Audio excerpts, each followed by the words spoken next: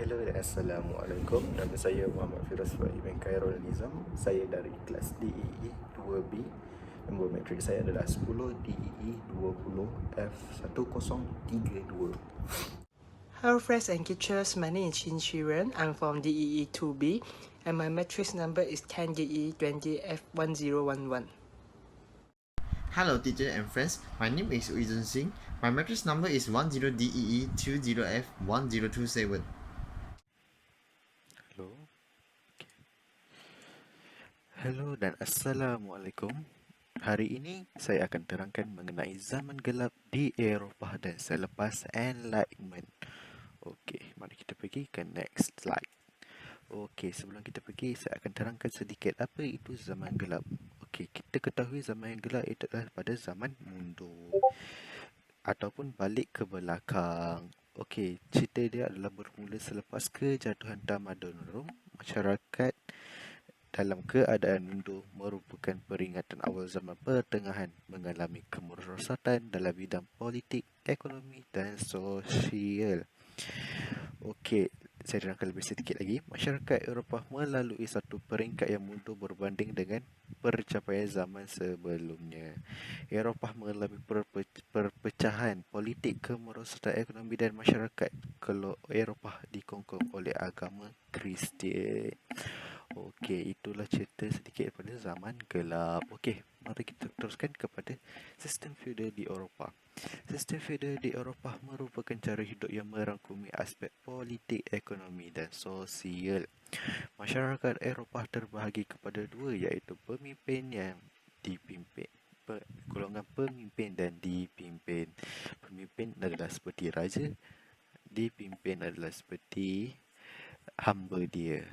Gitu. Okey, golongan pemimpin daripada raja dan bangsawan, manakala golongan dipimpin daripada rakyat dipanggil serf. Seperti saya katakan seperti tadi. Okey, mari kita teruskan kepada seterusnya. Okey, serf tu apa? Okey, saya tunjukkan. Serf adalah golongan serf yang merupakan rakyat jelata menduduki tempat paling bawah di dalam masyarakat Eropah. Kiranya di paling bawah sekali duduk. So, serf bukan hamba, tetapi mereka tidak bebas sepenuhnya. Mereka terikat dengan pemimpin dan mereka tidak bebas bergerak atau berpindah. Berpindah dari satu kawasan ke kawasan lain. Bukan kesan itu salah tulis, maafkan saya. Okey, mari kita teruskan seterusnya. Sistem feudal di Eropah. Okey, susun lapis masyarakat sistem feudal. Okey, terbahagi kepada dua seperti tadi, iaitu pemimpin dan golongan dipimpin.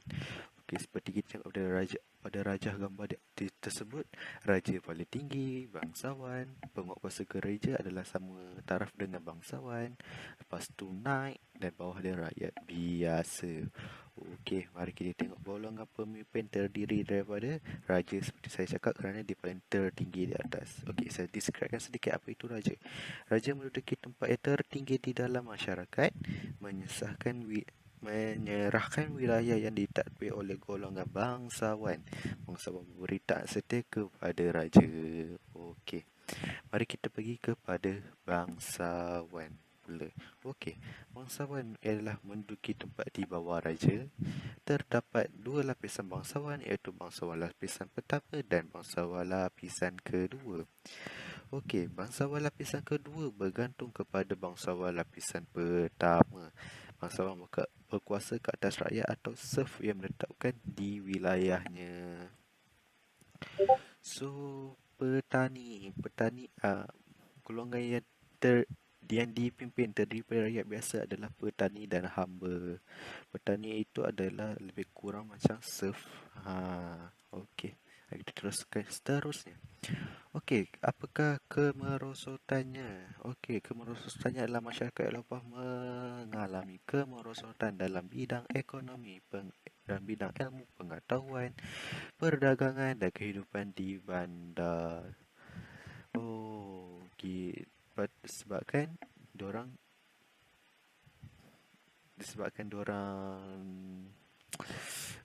tidak tahu apa itu ilmu pada masa itu, kerana pada itu golongan agama menitik beratkan tentang mengenai akhirat. Gitu. Okey, pentadbiran pusat. Tiada pentadbiran pusat yang berkesan pada masa itu. Kuasa pusat musnah apabila Empire Rom Barat musnah juga. Okey. Peperangan. Pada zaman gelap, peperangan sering berlaku kerana tidak ada kuasa pusat yang kuat. Berlaku persaingan di antara tuan tanah mengakibatkan peperangan berlaku di antara satu wilayah dengan wilayah lain. Begitu. Kemerosotan. Ekonomi di Eropah tidak berkembang. Kegiatan perdagangan tidak meluas. Perdagangan di perairan barat dan utara sering diganggu oleh orang Gaza seperti Viking dan Magyar. Okey, itu sahaja saya akan terangkan. Next slide, saya akan paskan kepada kawan saya. Mari kita teruskan dengan passage. Ya, sistem Vega di Eropa. Poin pertama ialah kemerosotan. Orang Eropa dia bergerak ke timur jauh di sebagian kawasan Mediterranean pada masa itu dikuasai oleh orang Islam. Hanya itu sistem ialah tukar barang untuk mendapat wang bersamaan terhad. Maksudnya tidak ada wang lah. Dia hanya guna barang tukar barang lain sahaja. Dan kedua ialah hongkongan gereja. Pada zaman itu, gereja Katolik amat berkuasa dan memiliki hartaan banyak. Dan gereja menitik beratkan kegiatan amalan agama dan pembelajaran ilmu yang akhirat sahaja. Dan itu gereja Katolik dianggap mendorong kehidupan masyarakat Eropah. Maksudnya kena ikut fungsi keamanan Eropah sahaja. Dan ciri-cirinya ialah pusat pemerintahan yang lemah, ketika ekonomi yang terhad, kelimpahan perkembangan ilmu pengetahuan. Itu maksudnya sains, matematik itu. Sifat gereja yang terlalu mendorong kehidupan masyarakat. Dan itu sistem feodal di Eropah adalah persamaan dengan sistem masyarakat feodal zaman keseluruhan Melayu. Contohnya seperti raja memiliki tanah, pembesar mendapat nawaran dari istana, golongan pembesar memberi khidmat kepada raja, rakyat memberi khidmat kepada golongan tuan tanah agar rakyat menjadi hamba. Hamba ialah paling rendah mengikut struktur piramid di sini. Paling tinggi ialah sultan. Seterusnya ialah pembesar dan ulama.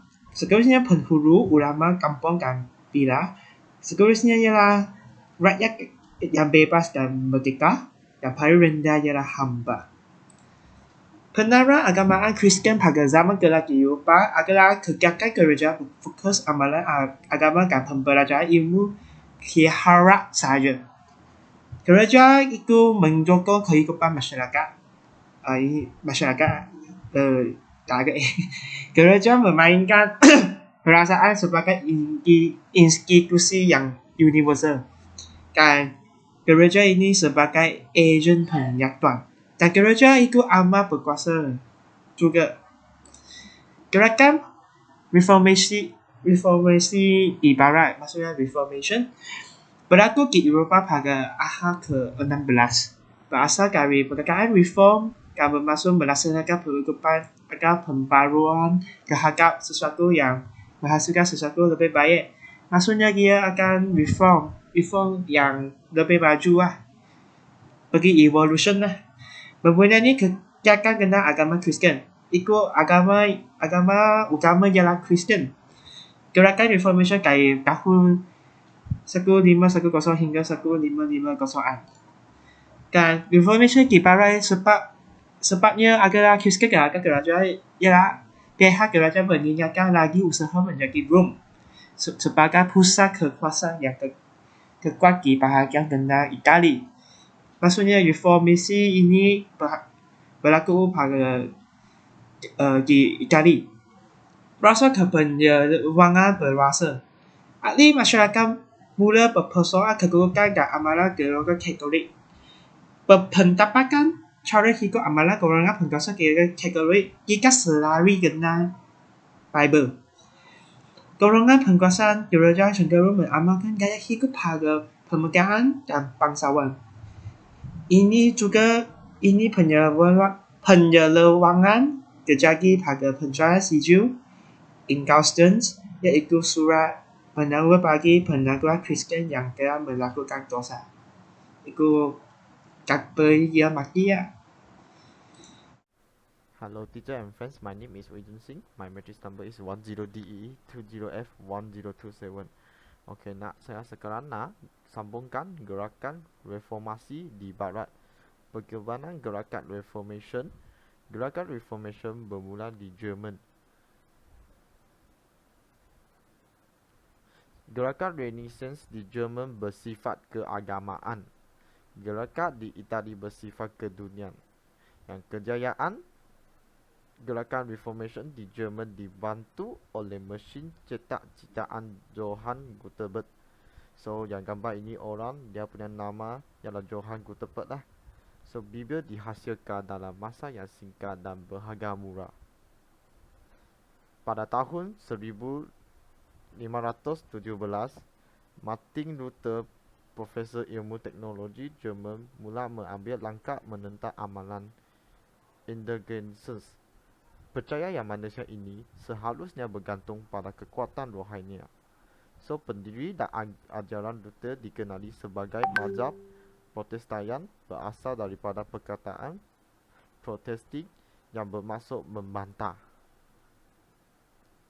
Mazhab Protestan pemimpin Luther dikenali mazhab Luther telah berkembang ke Sweden, Denmark, Norway dan England.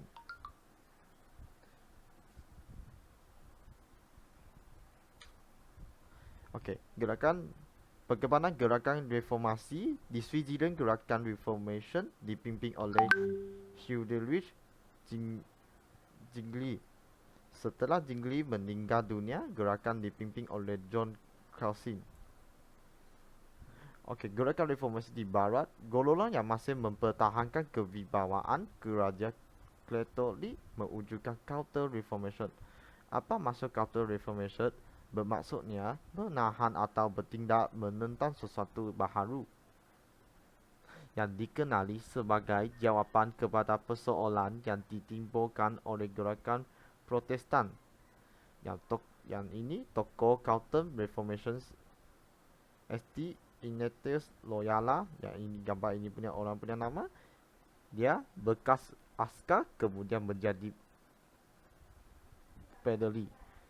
Dan dia amal disiplin diri, hidup secara sederhana, dan dia dikenali sebagai Jesuit, dan dia menjadi pemimpin dalam kerja kebajikan dan pendidikan. Next ni, tokoh Counter Reformation ialah St. Francis Xavier, yang gambar itu orang lah. So dia tokoh Jesuit yang menyebarkan agama Kristian ke timur. So dia dilahirkan dalam keluarga aristokrat di Navarre. Dia belajar di University of Paris ketika berusia 19 tahun. Melanjutkan belajarnya dalam bidang teknologi. Okey, yang last sekali, kesan zaman Reformation. Kesannya pertama ialah negara Eropah berpecah dan berperang. Kedua ialah dunia Kristian terbahagi kepada dua mazhab, iaitu mazhab Katolik dan mazhab Protestan. Yang mazhab Protestan telah melahirkan beberapa gereja yang bertentangan dengan gereja Katolik.